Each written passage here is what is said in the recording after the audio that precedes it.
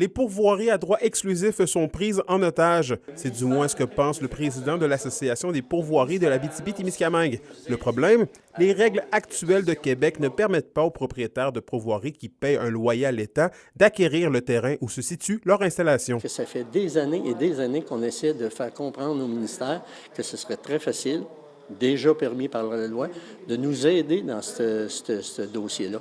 Puis, ça ne brimerait aucunement, ça ne privatiserait vraiment pas plus les terrains ou le territoire du Québec que ça l'était avant. Une situation qui limite le développement de ce type d'entreprise. Cela empêche également les propriétaires de se relever en cas de catastrophes comme les feux de forêt ou les pandémies.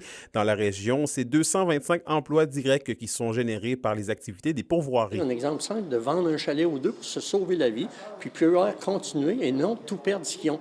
Parce que si je reviens à mes 3-4 exemples, puis que la personne n'appartient pas au terrain, puis qui n'est pas capable de recevoir de clients, donc aucune rentrée d'argent, c'est quoi son choix? C'est faire banqueroute.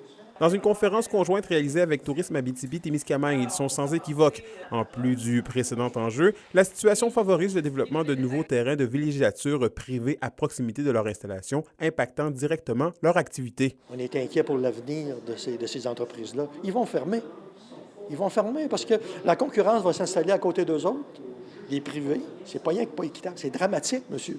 Parce qu'on est en train de fermer des entreprises qui font vivre des gens, OK, qui effectuent des achats ici en région. 10,2 millions de dollars, c'est le chiffre d'affaires par année en date de 2019 des pourvoiries dans la région. Et en ce sens, les deux organisations exigent une plus grande équité pour encourager l'essor d'entreprises régionales établies sur le territoire depuis des décennies. Le monde idéal, c'est simple. Demain matin, le ministère du MRNF donne le droit à tous les pourvoiries à droit non exclusif du Québec d'acquérir les fonds de terrain où sont situées les installations principales de leur pourvoirie. Anthony Dallaire, RNC Nouvelles, Rouyn-Noranda.